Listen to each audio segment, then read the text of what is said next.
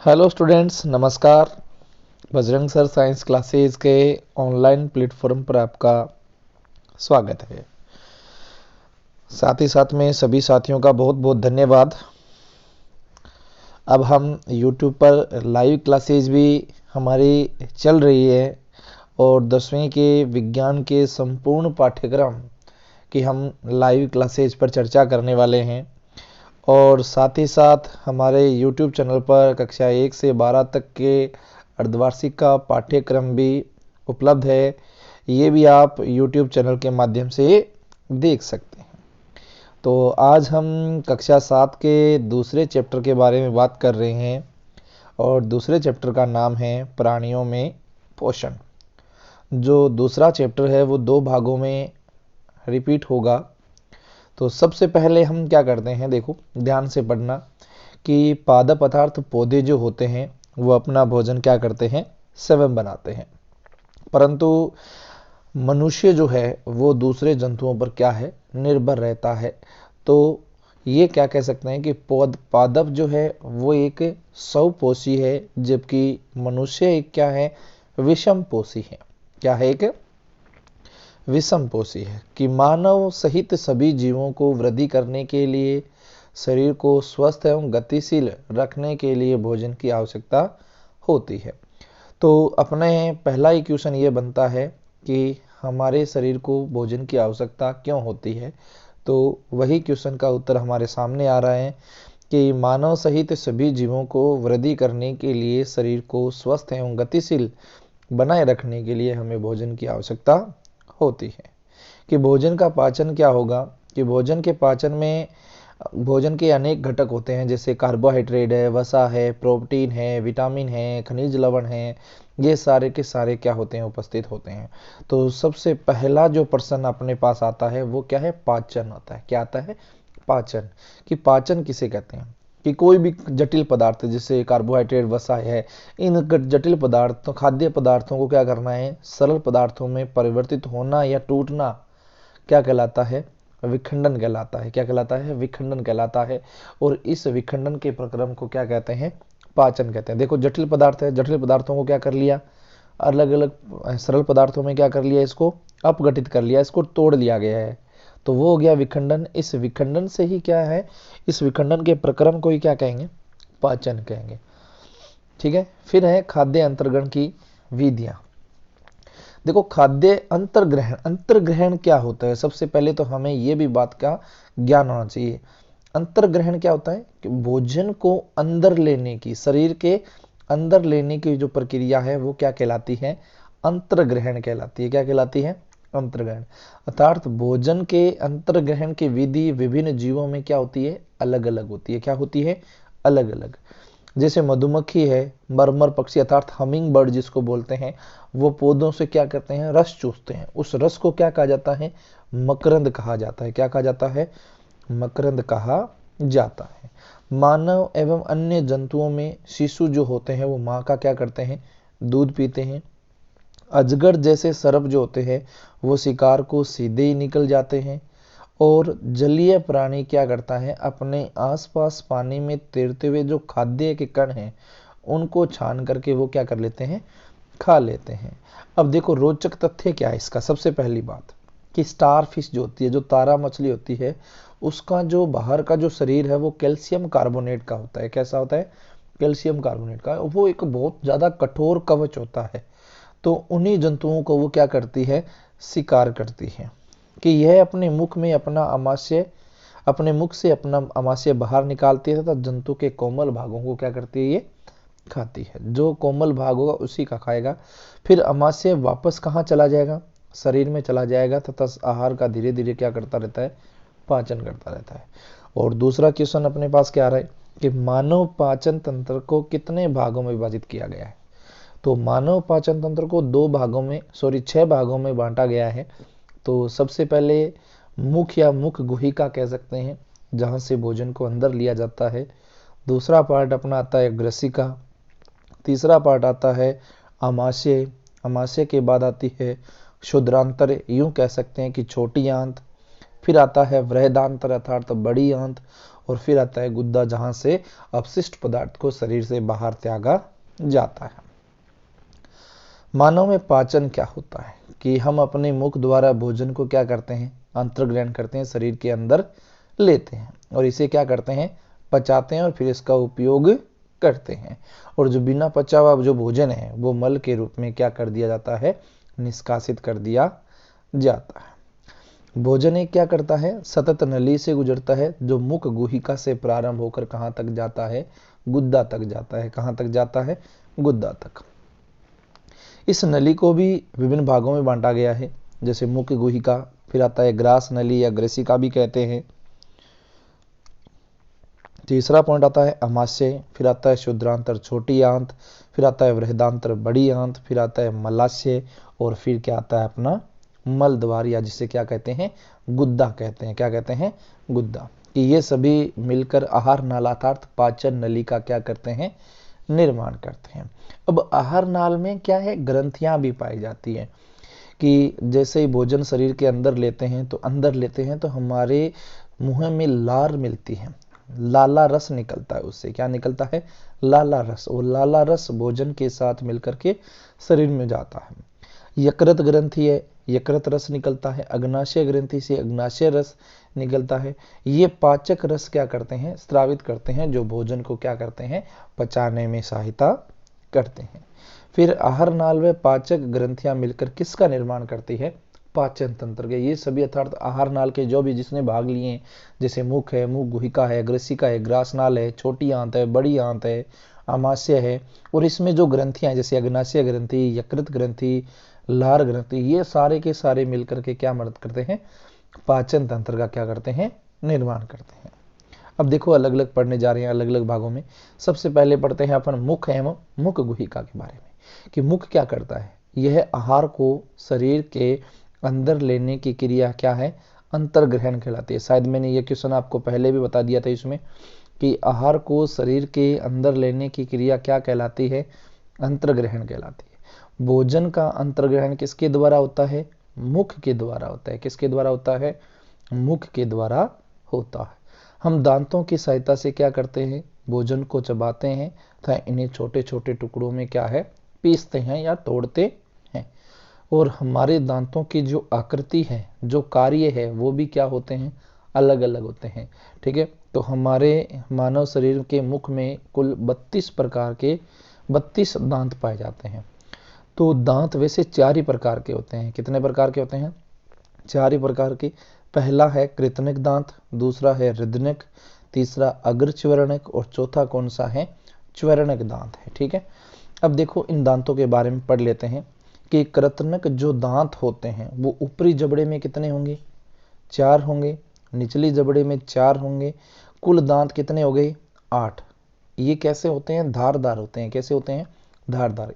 इनका कार्य क्या है, भोजन को काटना। क्या कार्य है इनका, भोजन को काटना। दूसरा प्रकार का दांत है रदनक, ऊपरी जबड़े में 2, निचले जबड़े में 2, कुल कितने दांत, 4 दांत। कैसे होते हैं, नुकीले होते हैं। ये भोजन को क्या करते हैं, चीरते और फाड़ते हैं। फिर आता है अग्रच्वरणक, ये भी ऊपरी जबड़े में 4, निचले जबड़े में 4, कुल कितने दांत, 8 दांत हो गए। ये कैसे होते हैं, खुरदरे होते हैं और ये भोजन को क्या करते हैं, चबाते हैं। चौथा है च्वरणक।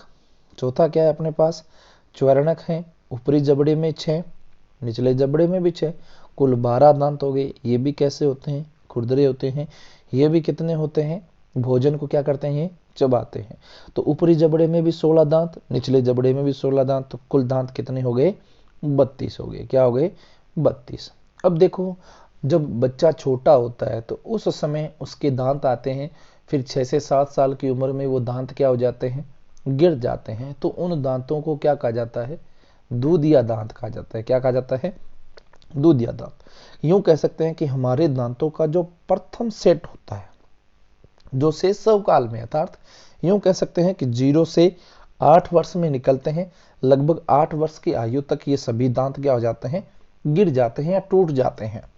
तो इन जो दांत होते हैं, ये जो दांत होते हैं, इन दांतों को कौन से दांत कहते हैं, दूधिया दांत कहते हैं। कौन से दांत कहते हैं, दूधिया दांत। अब देखो फिर आता है स्थायी दांत। देखो दूधिया दांत जब टूटते हैं तो उनके स्थान पर दूसरे दांत आते हैं। कैसे आते हैं? दूसरे दांत आते हैं। उन दांतों को क्या कहा जाता है? स्थायी दांत कहते हैं। अब देखो बात करते हैं मिठाइयों और दंत क्षय के बारे में भी, कि हमारे मुख में देखो कई बार अपन भोजन करते हैं तो भोजन के जो छोटे छोटे कण हैं वो हमारे दांतों के बीच क्या हो जाते हैं? फंस जाते हैं। ये जो कण जो होते हैं वो हमारे दांतों में क्या कर देते हैं? जीवाणु उत्पन्न कर देते हैं, जिसके कारण हमारे जो दांत होते हैं वो कैसे हो जाते हैं? पीले पड़ जाते हैं। तो इसलिए हमें क्या है, इन दांतों को सही रखने के लिए दिन में 2 बार टूथपेस्ट का क्या करना चाहिए? उपयोग करना चाहिए। कब करना चाहिए? खाना खाने के बाद करना चाहिए। तो देखो कि हमारे मुख में कुछ जीवाणु पाए जाते हैं, परंतु उनसे हमें कोई हानि नहीं होती। जैसे चॉकलेट, ठंडे पेय, चीनी युक्त मिठाइयाँ जो है, जो भोजन खाने के बाद यदि हम दांत और मुंह को साफ नहीं करेंगे तो ये हानिकारक जीवाणु मुख में क्या करेंगे? वृद्धि करेंगे और दांतों के बीच फंसे भोजन की शर्करा का क्या करके है? विघटन करके या क्या कर देते हैं? अम्ल बना देते हैं। क्या बनाते हैं? अम्ल बना देते हैं। यह अम्ल दांतों को क्या करते हैं? नुकसान पहुंचाते हैं। क्या करते हैं? नुकसान पहुंचाते हैं, जिसे क्या कहते हैं? दंत क्षय कहते हैं। कि प्रत्येक व्यक्ति को प्रतिदिन कम से कम कितनी बार? 2 बार ब्रश करना चाहिए। कुछ भी खाने के तुरंत बाद पानी से कुल्ला भी करना चाहिए। मुंह के अंदर गंदी अंगुली या बिना धुली हुई वस्तु हमें डालनी नहीं चाहिए। ठीक है। अब आता है भोजन का पाचन। मैंने ये भी लाला ग्रंथि के बारे में पहले ही बताया था कि हमारे मुख में लार ग्रंथि या लाला ग्रंथि होती है, जिससे लार रस क्या होता है? स्रावित होता है।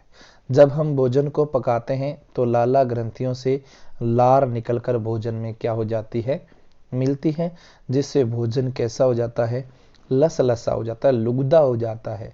और लार से भोजन का क्या है? आंशिक पाचन प्रारंभ हो जाता है। यहाँ से मंड का पाचन प्रारंभ होता है और लसलसे भोजन को निगलने में क्या होती है? आसानी होती है। फिर बात करते हैं जीभ के बारे में, कि जीभ क्या है? कि जीभ एक मांसल अर्थात इसमें किसी भी प्रकार की हड्डी नहीं होती। मांसल का अर्थ क्या होता है? मांसपेशियां होती है जिसमें, कि जीभ एक मांसल पेशीय अंग है जो पीछे की ओर मुख गुहिका के अधर तल से क्या होती है? जुड़ी हुई होती है। इसका अग्रभाग कैसा होता है? स्वतंत्र होता है तथा किसी भी दिशा में क्या हो सकता है? मुड़ सकता है। जीभ बोलने में क्या करते हैं? सहायता करते हैं। जैसे मैं बोल रहा हूं अभी, तो जीभ भी देखो, आप बोल के देखेंगे तब भी हमें लगेगा कि अगर जीभ को पकड़कर आप बोल सकते हो क्या? नहीं बोल सकते। तो जीभ क्या करता है? बोलने में भी सहायता करता है, साथ ही साथ भोजन में लार मिलाने का कार्य भी करती है। तो जीभ भोजन को निगलने में सहायता करती है। अब जीभ पर क्या है? स्वाद कलिकाएं पाई जाती है, जिनकी सहायता से हमें स्वाद का पता चलता है कि ये मीठा है, कड़वा है या बेस्वाद है, इसका हमें पता चलता है। देखो जब भोजन निगल जाता है, जब भोजन कहाँ जाएगा? मुख से ग्रसिका में जाएगा। कि निगला हुआ भोजन कहाँ जाएगा? ग्रास नली में जाता है। ग्रसिका गले व वक्ष से होती हुई नीचे जाती है। अब देखो ग्रसिका की भित्ति में संकुचन से भोजन कहाँ जाएगा? नीचे जाएगा। और नीचे कहाँ जाएगा? आमाशय में जाएगा। कहाँ जाएगा? आमाशय में जाएगा। कभी कभी आमाशय खाए हुए भोजन को स्वीकार नहीं करता है, फलस्वरूप उसे उल्टी या वमन के द्वारा उसे बाहर निकाल दिया जाता है। फिर आता है अमाशय। अमाशय एक मोटी भित्ति वाली क्या एक थैली नुमा संरचना होती है, जिसका आकार अंग्रेजी के जे अक्षर के समान होता है। यह आहार नाल का क्या है? सबसे चौड़ा भाग होता है। अगर देखो अमाशय में एक हाइड्रोक्लोरिक अम्ल का भी निर्माण होता है। किसका निर्माण होता है? हाइड्रोक्लोरिक अम्ल का। यदि इस अम्ल का अगर निर्माण नहीं हो तो हमारे भोजन का पाचन नहीं हो पाता है। अगर इस अम्ल की मात्रा बढ़ जाए तो कहते हैं ना एसिडिटी हो गई, तो वो इस अम्ल की मात्रा बढ़ने के कारण ही होती है। ठीक है, याद रह जाएगी बात। देखो ये जो पाचक रस है वो पाचक रस अर्थात जठरस का भी निर्माण करता है। देखो कई बार अपन खाना खाते हैं तो खाना खाते समय जब बात करते हैं तो खाद्य जो कण है, भोजन के जो कण है वो हमारी श्वास नली में चले जाते हैं, जिससे हमें खांसी या क्या आती है? हिचकी आती है। ठीक है, देखो श्वास नली का नली नसिका से आने वाली वायु को फेफड़ों तक ले जाती है। ये ग्रसिका के साथ चलती है, परंतु ग्रसनी में वायु एवं भोजन की क्या है, एक ही मार्ग होते हैं कि भोजन निकलते समय एक मांसन रचना वाल्व का कार्य करती है जो श्वास नली को ढक लेती है तथा भोजन को ग्रसनी में क्या कर देती है, भेज देती है। देखो जब अपन भोजन करते हैं तो दो प्रकार की नलिका होती है, एक तो श्वास नाल और एक भोजन नाल।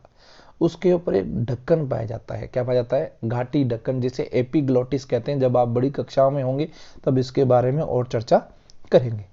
तो जब अपन भोजन करते हैं तो हमें कभी बात नहीं करनी चाहिए, क्योंकि जब बातें करेंगे तो भोजन के जो कण हैं वो हमारे श्वास नाल में चले जाएंगे, जिससे हमें खांसी या क्या आ सकती है, हिचकी आ सकती है। फिर कहाँ आ जाता है भोजन, शुद्रांतर में आ जाता है, छोटी आंत में आ जाता है। छोटी आंत की जो लंबाई है वो लगभग कैसी होती है, 7.5 मीटर की होती है, या यूं कह सकते हैं कि 5 से 7 मीटर लंबी होती है। कुंडलित होती है, कैसी होती है, कुंडलित होती है। यकृत रस ग्रंथि अग्नाशय ग्रंथि से स्राव प्राप्त करती है। यकृत गहरे लाल रंग की क्या है, भूरे रंग की ग्रंथि है, जो शरीर की क्या है, सबसे बड़ी ग्रंथि। जो शरीर की सबसे बड़ी ग्रंथि का नाम क्या है, यकृत ग्रंथि है। कौन सा है, यकृत ग्रंथि है, जो पित्त रस का क्या करती है, स्रावित करती है। ठीक है, देखो फिर आती है पित्त रस, एक थैली में संग्रहित होता है। पित्त रस क्या होता है, एक थैली में संग्रहित होता है, इसे पित्ताशय कहते हैं। पित्त रस में वसा के पाचन में महत्वपूर्ण भूमिका निभाता है। फिर आता है अग्नाशय ग्रंथि।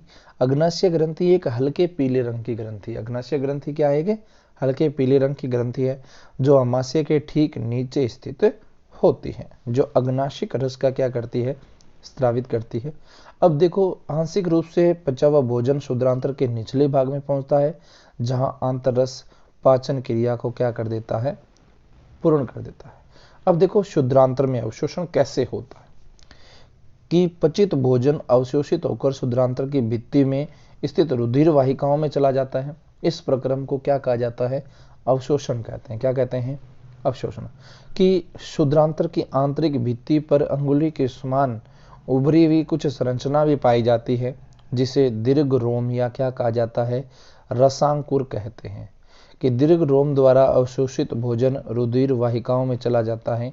भोजन का वह भाग जिसका पाचन नहीं होता है या अवशोषण नहीं होता है, उसे कहाँ, बड़ी आंत में भेज दिया जाता है।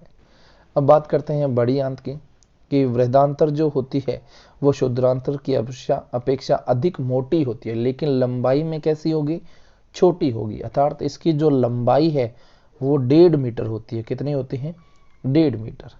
इसका मुख्य कार्य क्या है, जल एवं कुछ लवणों का क्या करना, अवशोषण करना।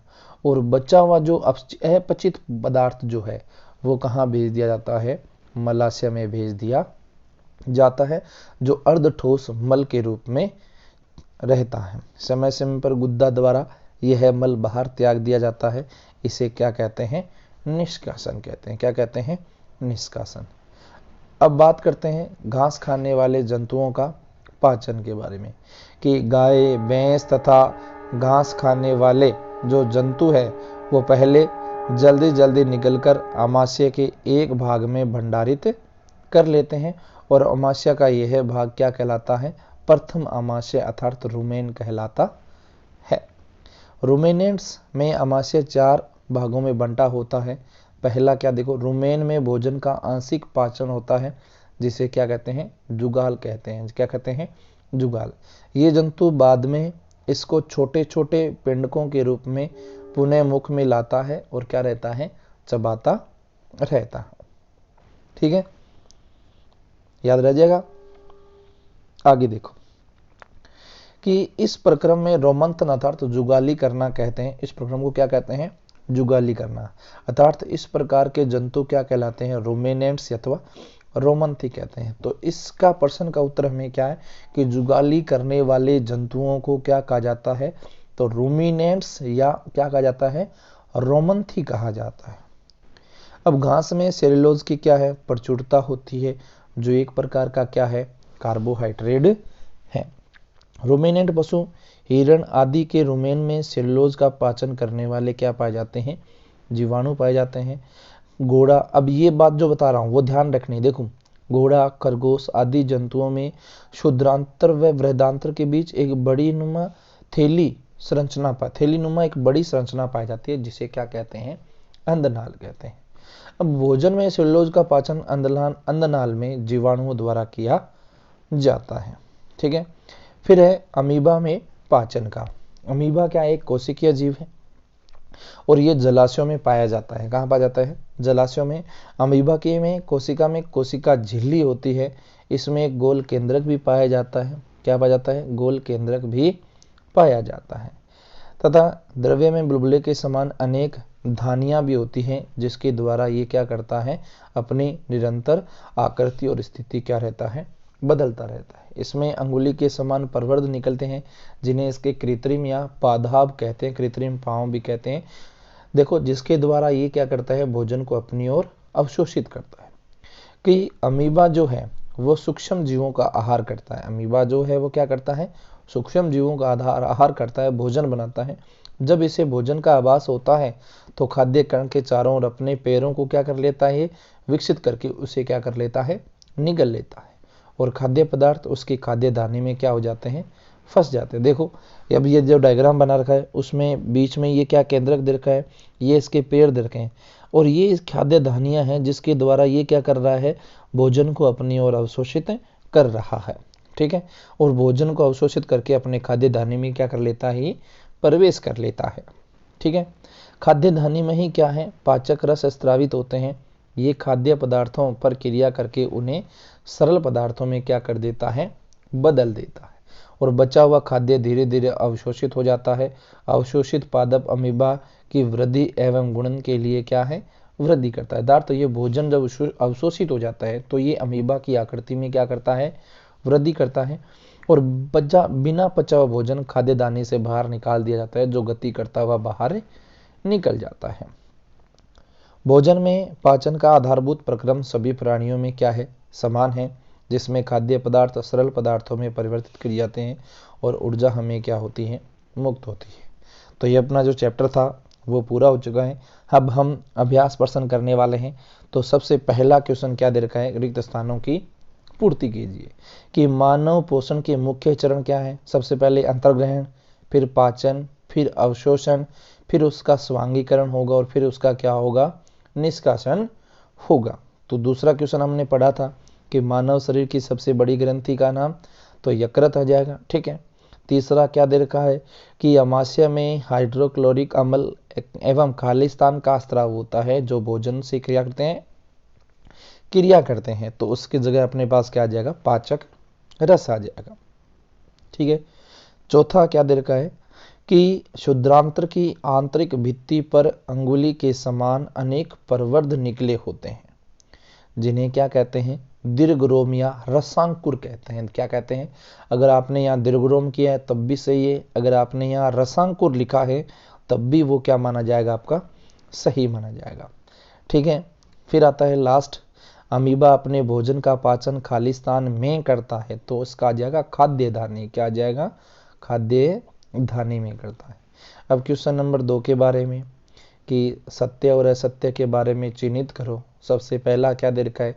कि मंड का पाचन अमाशय के प्रारंभ में होता है, तो बिल्कुल गलत बात है। ये क्या है? असत्य है, क्योंकि मंड का पाचन कहाँ होता है? मुख गुहा अर्थात ग्रसनी में होता है। लार रस के द्वारा पाचन होता है।